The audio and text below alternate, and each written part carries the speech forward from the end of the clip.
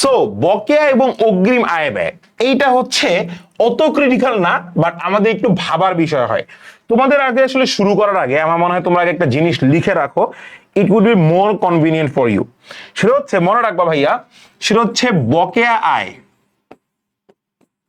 বকেয়া আয় এবং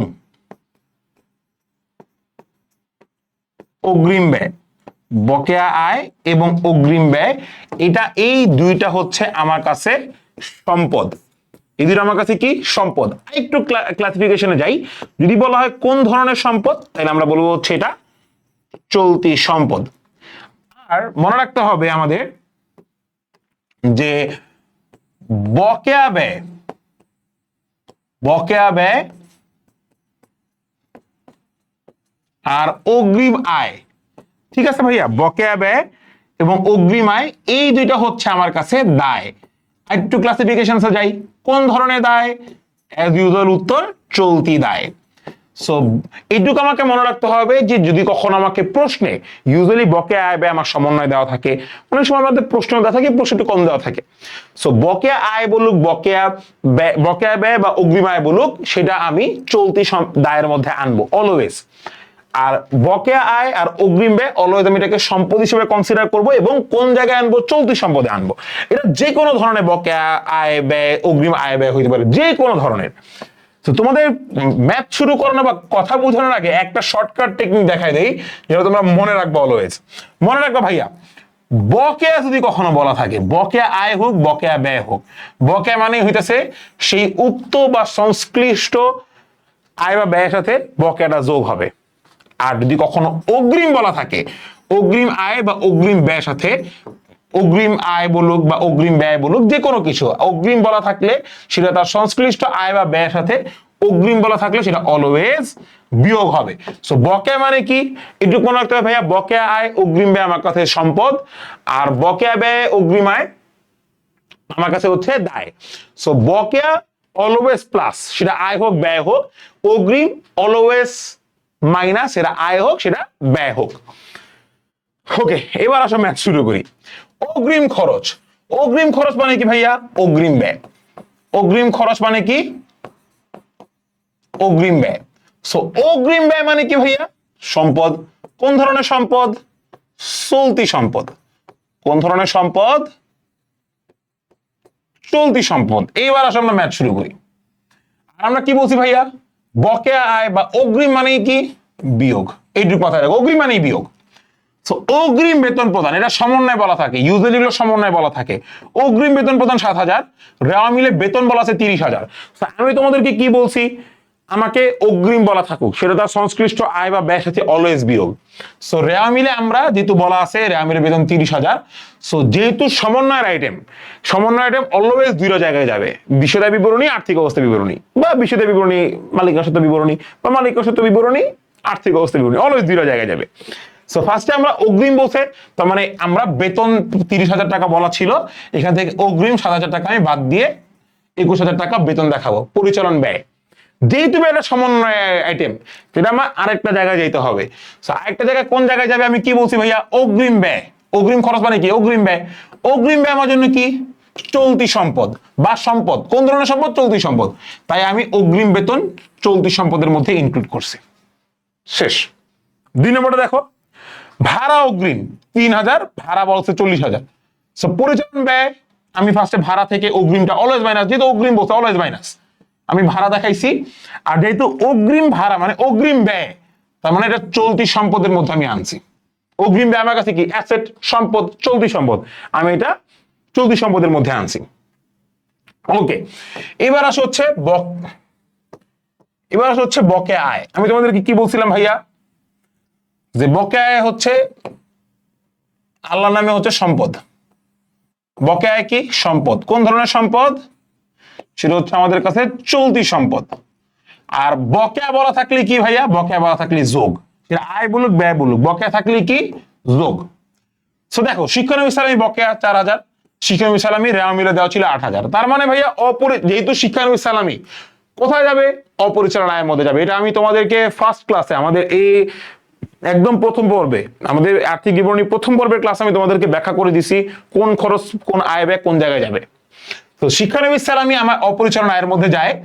তো সেখানে আমি শিক্ষানবিশ সালামির সাথে যেহেতু বকেয়া বলছে তার মানে বকেয়া মানে যোগ, এই 4,000 টাকা যোগ করে 12,000 টাকা দেখাচ্ছি। আর যেহেতু এটা সমন্বয় আইটেম দুইটা জায়গায় যাবে, বিষয়টা বিবরণী গেছে, এবার আর্থিক অবস্থার বিবরণীতে যাবে। যেহেতু আমার বকেয়া শিক্ষানবিশ সালামি আমার কাছে চলতি সম্পদ বা সম্পদ, কোন ধরনের সম্পদ? চলতি সম্পদ, তাই আমি এটা চলতি সম্পদের মধ্যে দেখাবো। ঠিক আছে, কি 2 নম্বর দেখো বিনিয়োগের সুদ। বিনিয়োগের সুদ বলা ছিল বকেয়া বিনিয়োগের সুদ 3,000, বিনিয়োগের সুদ মিলে বলা আছে 40,000। তার মানে আমি বিনিয়োগের সুদ কই যায়? অপরিচালনায়। তো এটা অপরিচালনায় আমি যোগ করতেছি, যেহেতু বকেয়া বকেয়া মানে যোগ, সেটা আয় ব্যয় আমার দেখার বিষয় না। আর বকেয়া যেটা আছে সেটা কি আমার কাছে চলতি সম্পদ, তাই আমি এটা এখানে চলতি সম্পদের মধ্যে ইনক্লুড করছি। ওকে, এবার দেখো তোমরা অগ্রিম আয়। তো আমি ফার্স্টেই বলছি ভাই অগ্রিম আয় হচ্ছে দায়, আরো স্পেসিফিকলি চলতি দায়। আর যেহেতু ভাইয়া অগ্রিম বলছে, অগ্রিম মানে মাইনাস, কথা এখানেই শেষ। অগ্রিম মানে মাইনাস, আর অগ্রিম আয় হচ্ছে দায়, চলতি দায়।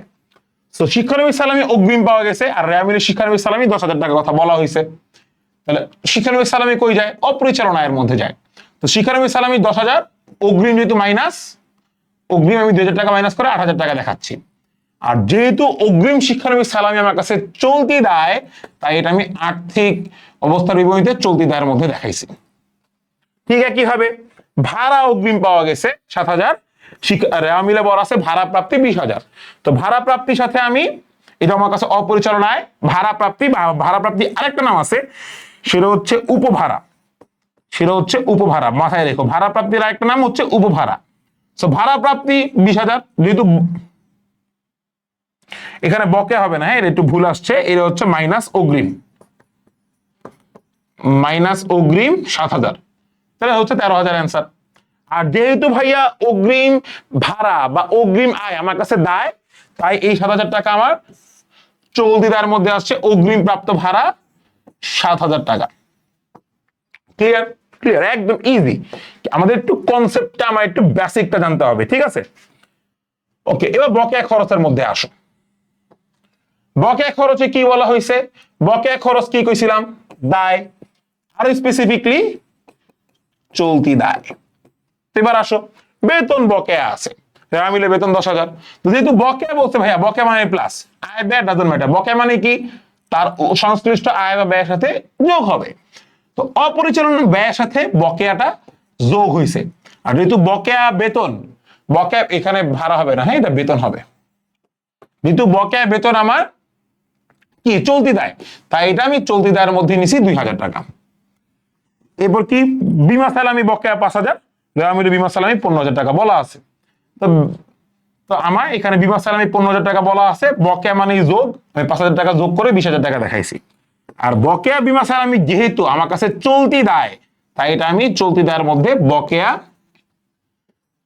বিমা সালামি দেখাইছি। আমার কথা কি ক্লিয়ার? আর আমাকে এটা বুঝতে হবে যে এটা বকেয়া আয়, বকেয়া ব্যয়, অগ্রিম আয়, অগ্রিম ব্যয়। যদি বকেয়া আয় ব্যয় বলা থাকে যোগ, অগ্রিম আয় ব্যয় বলা থাকলে সেটা বিয়োগ। আর বকেয়া আয়, অগ্রিম ব্যয় আমার কাছে সম্পদ, চলতি সম্পদ, সেটা আমি চলতি সম্পদের মধ্যে আনবো। আর বকেয়া ব্যয়, অগ্রিম আয় আমার কাছে দায়, সেটা আমি চলতি দায়ের মধ্যে আনবো। শেষ। এবার আসো আমরা কিছু ঝামেলা করি। বলছে বকেয়া বেতন আছে 5,000, রেওয়ামিলে বেতন খরচ বলা আছে 40,000। আমি কি করবো ভাইয়া? সিম্পল, বেতনের সাথে 40,000-এর আমি কি বকেয়া বেতনটা কি? বকেয়া বেতন মানে হচ্ছে বকেয়া ব্যয়। সো বকেয়া ব্যয় আমার কাছে কি ভাইয়া? লায়াবিলিটিস বা দায়। সো বকেয়া ব্যয় বা আমার কাছে যেটা দায়, সেটা কি করব আমি? বকেয়া যেহেতু বলছে সেটা প্লাস, তাহলে 40,000-এর সাথে আগে 5,000 টাকা প্লাস করব, যেটা আমি বিষয়টা বিবরণীতে করব, 45,000 টাকা। শেষ। এইবার যেহেতু এটা আমার কাছে দায়, চলতি দায়, এবার আমি আর্থিক অবস্থার বিবরণীতে এটাকে চলতি দায় হিসেবে দেখাবো 5,000 টাকা। এর হচ্ছে পরিচালন ব্যয় হিসেবে দেখাইছি আমরা, ঠিক আছে? এটা আমরা কই দেখাইছি? পরিচালন ব্যয়, পরিচালন ব্যয়। শেষ। এবার 2 নম্বর ম্যাথটা দেখো। 2 নম্বর ম্যাথে বলছে অগ্রিম বীমা 5,000, রেওয়া মিলে বীমা খরচ। তাহলে বীমা, এই অগ্রিম বীমা মানে কি ভাইয়া? অগ্রিম মানে হচ্ছে অগ্রিম খরচ বা অগ্রিম ব্যয়। তো অগ্রিম ব্যয় আমার কাছে কি ভাইয়া? আমি কি বলছিলাম? বকেয়া আয় অগ্রিম ব্যয় আমার কাছে সম্পদ। বকেয়া আয় অগ্রিম ব্যয় আমার কাছে সম্পদ। কোন ধরনের সম্পদ? চলতি সম্পদ। আর যেহেতু অগ্রিম বলছে, অগ্রিম মানে প্লাস, অগ্রিম মানে মাইনাস, অগ্রিম মানে মাইনাস। সো আসো দুইটা পার্ট। একটা হচ্ছে যেহেতু আমাকে এখানে বীমা খরচ, তার মানে হচ্ছে আমার এখানে পরিচালন ব্যয়। তো পরিচালন ব্যয় বা বিশদায় বিবরণীতে আমার এখানে যাবে 30,000 থেকে 5,000 মাইনাস অগ্রিম বলতে মাইনাস 25,000 টাকা। আর যেহেতু আমার কাছে এটা চলতি সম্পদ, তাই আমি আর্থিক অবস্থা বিবরণীতে চলতি সম্পদ হিসেবে আনবো হচ্ছে 5,000 টাকা। শেষ। ওকে, 3 নম্বর ম্যাথটা কি বলছে দেখো। 3 নম্বর ম্যাথে বলা হয়েছে বীমা খরচ 2015 সালের 31 মাস পর্যন্ত 1 বছরের জন্য প্রদান করা হয়েছে। তার মানে অগ্রিম প্রদান করা হয়েছে ভাইয়া। 1 বছর না 1 বছর ডাজন্ট ম্যাটার। এখানে আমার কি কবে শুরু হয়েছে কবে শেষ হয়েছে কিছু বলা আছে? এই তারিখটা দেওয়া মানে হচ্ছে তোমাকে কনফিউজ করে ফেলা। তো এখানে আমার কবে শুরু হয়েছে, 2025 সালে শুরু হয়েছে কিনা, 2024 সালে শুরু হয়েছে কিনা, আমাকে এগুলা বলা নাই। সো এগুলা আমাকে যদি এখন ম্যাথে বলা থাকতো, তাহলে ম্যাথে আমি কি দেখতাম যে 31 পর্যন্ত দেওয়া, তার মানে হচ্ছে বাকিটা আমার হচ্ছে বকেয়া হইতো। যেহেতু আমি 2015 সালের 31 ডিসেম্বর তারিখ পর্যন্ত ম্যাথ করতেছি, তাহলে আমার 31 মার্চ পর্যন্ত দেওয়া। তার মানে কি ধরলাম আমি ম্যাথটা করতেছি হচ্ছে 2015 সালের 31 ডিসেম্বর পর্যন্ত, ঠিক আছে? যেহেতু মার্চের 1 তারিখ পর্যন্ত প্রদান করা হয়েছে, তার মানে কি বাকিটা আমার কি আছে? বকেয়া আছে। বাকিটা কি আছে আমার?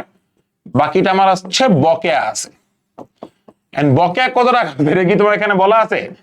বাকিটা তোমার এখানে বলা নাই। আমি তখন ক্যালকুলেশনে কিভাবে করব? এই বীমা খরচটা যে 30,000 টাকা বলা আছে রেওয়া মিলে বীমা খরচ, এই 30,000 টাকা আমি 12 মাসের মধ্যে ভাগ করে ক্যালকুলেশন করব। তো 12 মাসে ভাগ করলে আমার প্রতি মাসে আসে হচ্ছে 2500 টাকা করে। তাহলে আমার যদি 31 মাস পর্যন্ত দেওয়া, তার মানে আরো কয়? April, May, June, July, August, September, October, November, December, বাকি 9 মাস। তাহলে 2500 ইন্টু 9, তার মানে 22,500 টাকা আমার কি আছে? বকেয়া আছে। তো তখন আমি এটা বকেয়া ক্যালকুলেশন করে দেখাবো। তো এইরকম তোমাদের এই যে দেখো বীমা 2025 সালে 31 মাস পর্যন্ত প্রদান করা হয়েছে, বীমা খরচ 3,000, ঠিক একই ভাবে 31 মাস পর্যন্ত প্রদান করা হয়েছে, তার মানে কি বাকিটা বকেয়া। 2 মাসের বেতন বকেয়া আছে, 2 মাসেরটা কেমনে বের করবা? 40,000 12 দিয়ে ভাগ করে 2 দিয়ে গুণ করবা। 3 মাসের বেতন অগ্রিম প্রদান করা হয়েছে, কেমনে বের করবা? 60,000 12 দিয়ে ভাগ করে 3 দিয়ে গুণ করে অগ্রিমটা বের করবা। মানে এভাবে ইউজুয়ালি আমাদের বকে এবং অগ্রিমের চিন্তা করতে হবে। তারিখ দেখা যে আমরা ভাইয়া কনফিউশনসে পড়ে যাব, সেটা যাতে আমার কখনো না হয়। ওকে, এইবার আসো উত্তীর্ণ বলা থাকলে বা হার বলা থাকলে তখন আমি একটু কনফিউশনসে পড়ি। যেমন দেখো মাসিক বেতনের হার 2,000 টাকা, বেতন খরচ 20,000। আমার এখানে আসলে কিছু মাসিক বেতনের কথা যদি বলা হয়, আমাকে কিন্তু এখানে অগ্রিম বা বকেয়া সম্পর্কে আসলে কিছু বলা নাই। সো আমাকে একটু দেখতে হবে মাসিক যদি 2,000 টাকা করে হয়, তাহলে ভাইয়া 12 মাসে কয় টাকা হইতেছে? 12 দুগুণা 24,000 টাকা। কিন্তু আমাকে দেওয়া হয়েছে 20,000 টাকা, তার মানে হচ্ছে বাকি 4,000 টাকা আমার কাছে কি? অগ্রিম বেতন। অগ্রিম বেতন তোমাকে মাসিক 2,000 টাকা, তার মানে 12 মাসে 24,000 টাকা হওয়ার কথা, তুমি বেতন দিছো কত? 20,000। তার মানে বাকি 4,000 টাকা তুমি মাসিক খরচের হার 2,000 টাকা, রেওয়া মিলে বেতন খরচ হচ্ছে 20,000। তার মানে বাকি 2,000 টাকা তুমি দাও নাই, দুঃখিত, বাকি 2,000 টাকা তুমি দাও নাই, 4,000 টাকা দাও নাই, তাহলে সেটা হচ্ছে বকেয়া বেতন। তুমি দিতে হচ্ছে 20,000, তোমাকে দেওয়ার কথা ছিল 24,000, তাহলে বাকি 4,000 টাকা তুমি দাও নাই, সেটা হচ্ছে বকেয়া বেতন। মাসিক বেতনের হার 2,000, তাহলে হচ্ছে 12 মাসে হবে 24,000। তুমি রেওয়া মিলে 30,000 টাকা দিছো, তাহলে 24 আর 30 এর মধ্যে গ্যাপ কত? 6,000 টাকা। 6,000 টাকা কি তুমি এক্সট্রা দিছো, এইটা হচ্ছে তোমার কাছে অগ্রিম। এটা তোমার কাছে অগ্রিম দিয়ে রাখছো, অগ্রিম বেতন। এবার বলা হয়েছে দেখো অগ্রিম বীমা 5,000 টাকা, মেয়াদ উত্তীর্ণ হয়েছে, রেওয়া মিলে অগ্রিম বীমা ছিল 20,000 টাকা। তার মানে অগ্রিম বীমা তুমি 20,000 টাকা প্রদান করছিলা, এখানে 5,000 টাকা মেয়াদ উত্তীর্ণ হয়েছে, মানে 5,000 টাকা তুমি ইউজ করছো, তাহলে বীমা খরচ কত? এই 5,000 টাকা হচ্ছে বীমা খরচ। আর যেহেতু 20,000 এর মধ্যে 5,000 তুমি বীমা খরচ হয়ে গেছে, তাহলে বাকি আছে 25,000 টাকা। এই 25,000 টাকা হচ্ছে অগ্রিম বীমা। তো এটা আমার কাছে অগ্রিম বীমা, তাহলে আমার অগ্রিম বীমা খরচটা আমার কাছে কি? অগ্রিম খরচটা কি? অগ্রিম খরচ বা অগ্রিম ব্যয় আমার কাছে সম্পদ। তাহলে আমি চলতি সম্পদে দেখাবো এই 25,000, আর বীমা খরচ পরিচালন ব্যয়ে দেখাবো 5,000। এখানেও ঠিক সেম, তোমাকে এখানে অগ্রিম বেতন বলছে না ভাইয়া, তাহলে অগ্রিম বেতনটা কি? অগ্রিম ব্যয়। অগ্রিম ব্যয় কি? আমার কাছে সম্পদ। তাহলে আমি 6,000 টাকা আমি এখানে সম্পত্তিতে দেখাবো, আর বাকি 30,000 টাকা আমি এই দেখাবো, কই দেখাবো আমরা? পরিচালন ব্যয়ের মধ্যে দেখাবো। ওকে, এরপর আমার এই যে 7 নম্বরটা, এখানে বকেয়া বেতন। তাহলে বকেয়া বেতন মানে কি? বকেয়া ব্যয়। বকেয়া বেতন মানে হচ্ছে বকেয়া ব্যয়। তো বকেয়া ব্যয় কি? আমার কাছে দায়। তাহলে আমি এখানে চলতি দায়ের মধ্যে দেখাবো 4,000, বীমা খরচ হিসেবে পরিচালন ব্যয়ের মধ্যে দেখাবো 20,000। It is as simple as that. প্রাপ্য ভাড়া ঠিক সেম, 2,000 টাকা। রেওয়া মিলে ভাড়া আয় হচ্ছে 15,000 টাকা।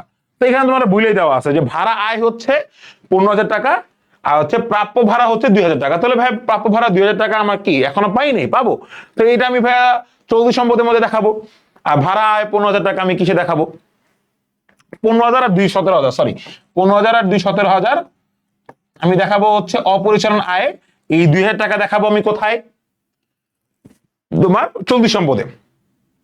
ঠিক একইভাবে অগ্রিম এখানে বলছে, তার মানে এই 11 নম্বরটা দেখো, কমিশন অর্জিত হয়েছে কিন্তু এখনো পাওয়া যায়নি।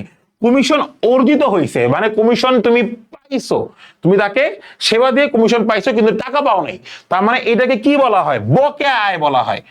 এটাকে বলা হয় বকেয়া আয়। বকেয়া আয় হচ্ছে 5,000, রেওয়া মিলের কমিশন আয় হচ্ছে 10,000। তাহলে কমিশন আয়ের সাথে আমি বকেয়া আয়টা যোগ করব। আর তোমার শুধু বকেয়া আয় যেহেতু আমার কাছে চলতি সম্পদ, আমি চলতি সম্পদ হিসেবে 5,000 টাকা দেখাবো। শেষ। আর অগ্রিমগুলো আমি ইউজুয়ালি তার সংশ্লিষ্ট খরচ বা সংশ্লিষ্ট ব্যয় থেকে বা সংশ্লিষ্ট আয় থেকে বিয়োগ করে দেখাবো। আর আয়গুলোর আর বকেয়াগুলোর ক্ষেত্রে সেটা সংশ্লিষ্ট আয় বা ব্যয়ের সাথে আমি সেগুলো যোগ করে দেখাবো বিষয়দায় বিবরণীতে। আর আর্থিক অবস্থা বিবরণীতে আমি জাস্ট ওই এক্সাক্ট ফিগারটা দেখাবো। চলতি সম্পদ হলে চলতি সম্পদে দেখাবো, চলতি দায় হলে চলতি দায়ের মধ্যে দেখাবো। 12 নম্বর কি? শিক্ষানবিশ সালামি অগ্রিম পাওয়া যায় 2,000 টাকা, রেওয়া মিলে শিক্ষানবিশ সালামি 20,000 টাকা। তাহলে সিম্পল, শিক্ষানবিশ সালামি মানে কি? অগ্রিম আয়।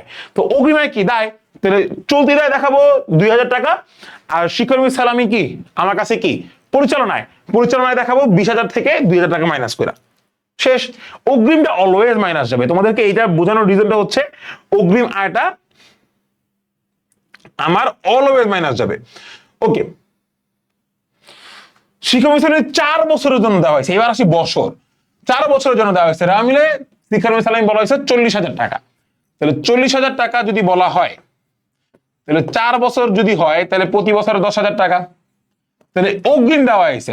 তাহলে আমি শিক্ষানবিশ সালামি পরিচালন আয়ে 40,000 থেকে অগ্রিম আমার 4 বছরের জন্য কত? 10,000 টাকা। তাহলে আমি অগ্রিম দিছি কত? বাকি 30,000 টাকা। তাহলে আমি শিক্ষানবিশ সালামি এখানে আমার 1 বছরের জন্য কত টাকা হয়? 10,000 টাকা। তাহলে আমি অগ্রিম কয় বছরের জন্য দিছি?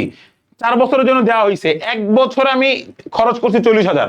তাহলে বাকি 30,000 টাকায় মাইনাস করে আমি 10,000 টাকা দেখাবো হচ্ছে শিক্ষানবিশ সালামিকে। আর বাকি যে 30,000 টাকা আমার অগ্রিম, এটা কি আমার কাছে চলতি দায়। যেহেতু অগ্রিম আয় আমার কাছে চলতি দায়, এই বাকি 30,000 টাকা আমি চলতি দায়ের মধ্যে দেখাবো। 14 নম্বর দেখো, শিক্ষানবিশ সালামি গত বছরে 1 জানুয়ারি তারিখে 5 বছরের জন্য পাওয়া গেছে এবং গত বছরে যথারীতি 5,000 টাকা অবলোপন করা হয়েছে। চলতি বছর সমপরিমাণ টাকা অবলোপন করা হয়েছে। রেওয়া মিলে শিক্ষানবিশ সালামি 20,000 টাকা। তার মানে ভাইয়া এটা পেঁচাইছে শুধু শুধু। দেখো, শিক্ষানবিশ সালামি রেওয়া মিলে বলছে হচ্ছে 20,000 টাকা, এবং গত বছরে 5,000 টাকা, মানে প্রতি বছর সে 5,000 টাকা করে দিছে। তাহলে গত বছরে 5,000 টাকা মাইনাস হওয়ার পর এই বছরে যখন 5,000 টাকা অবলোপন করতে হবে বলছে, তার মানে এই বছরে সে 20,000 টাকা থেকে এখনো অবলোপন করে নাই। তাহলে এই 20,000 টাকা তার কয় বছরের জন্য? যদি তুমি 5 দিয়ে ভাগ দাও, তাহলে 4 5 20, 4 বছরের জন্য। তাহলে আমি 1 বছর ব্যবহার করছি, তাহলে 1 বছর হচ্ছে 5,000 টাকা। তাহলে বাকি 15,000 টাকা কি অগ্রিম না? তাহলে আমি শিক্ষানবিশ সালামি অগ্রিম দেখাবো। অগ্রিম শিক্ষানবিশ সালামি, অগ্রিম আয়, চলতি দায়। তাহলে অগ্রিম শিক্ষানবিশ সালামি দেখাবো 15,000। আর এই বছর আমি কত টাকা দেখাবো শিক্ষানবিশ সালামি হিসেবে? এই 20,000 থেকে 15,000 টাকা মাইনাস করে 5,000 টাকা দেখাবো, কারণ এই বছর অবলম্বন করতে হবে আমি ততটুকুই দেখাবো। একটা ট্রিকি জিনিস একটু মনে রাখতে হবে, তোমাদের লিখে রাখবা যে বিষদায় বিবরণীতে আমি চলতি বছরে যতটুকু আয় হয়েছে, চলতি বছরে যতটুকু ব্যয় হয়েছে ওইটাই দেখাবো। বকেয়া হলে সেটা যোগ করব, অগ্রিম হলে সেটা বিয়োগ করব। আর আর্থিক অবস্থা বিবরণীতে আমার ভবিষ্যতের জন্য কতটুকু সম্পত্তি বা দায় রেখে যাচ্ছি সেটা দেখাবো। চলতি বছরের কোনো হিসাব আমি আর্থিক অবস্থা বিবরণীতে দেখাই না। দ্যাট ইজ ওয়াই আমি এই অগ্রিমটা আমি আর্থিক অবস্থা বিবরণীতে দেখাচ্ছি, আর এই 20,000 থেকে 15,000 টাকা মাইনাস করে বাকি 5,000 টাকা যেটা আমি এই বছরে ব্যবহার করছি, শুধু এইটাই আমি শিক্ষানবিশ সালামি হিসেবে অগ্রিম মানে অপরিচালন আয়ের মধ্যে দেখাবো। সো এই দেখো অগ্রিম শিক্ষানবিশ সালামি 3,000 টাকা অর্জিত হয়েছে, অগ্রিম সালামি বলা আছে 10,000 টাকা, তাহলে অর্জিত কত টাকা হয়েছে? 3,000। তাহলে আমি এই বছরে শুধু অর্জিতটাই দেখাবো, তাহলে অপরিচালন আয় শিক্ষানবিশ সালামি আসবে হচ্ছে 3,000, আর 10,000 থেকে 3,000 টাকা বাদ দিলে থাকে 7,000, যেটা আমার কাছে অগ্রিম শিক্ষানবিশ সালামি। এই অগ্রিমটা আমি কই দেখাবো? চলতি দায়ের মধ্যে দেখাবো, যেহেতু অগ্রিম আয় চলতি দায়, তাই আমি চলতি দায় দেখাবো অগ্রিম শিক্ষানবিশ সালামি। সেটা বলতে ব্যাংক জমা সুদ 500 টাকা হিসাবভুক্ত হয়নি, রেওয়া মিলে ব্যাংক জমা হচ্ছে 40,000। তো ইট ইজ খুব সিম্পল, যেহেতু আমার হিসাবভুক্ত হয়নি তাই আমি হিসাবভুক্ত কি করব? ব্যাংক জমার মধ্যে হিসাবভুক্ত করে দেখাবো। তাহলে ব্যাংক জমার মধ্যে আমি এটা আবার দুইটা জায়গায় যাবে, ব্যাংক জমার সাথে এটা যোগ হবে, এবং আমার যেহেতু সুদ এখনো হয়নি তার মানে কি বকেয়া ব্যাংক জমার সুদ, তাহলে বকেয়া সুদটা কি আমার কাছে? চলতি সম্পদ, আমি এটা চলতি সম্পদে দেখাচ্ছি। সো এইটা হচ্ছে আসলে লুপ হোল। তোমাদেরকে যা বলছি অনেকে মাথার উপর দিয়ে গেছে, সিম্পলি দুইটা কথা। এক নাম্বার, বকেয়া বা অগ্রিম বলা থাকলে বকেয়া আয় ব্যয় হইতে পারে, অগ্রিম আয় ব্যয় হইতে পারে।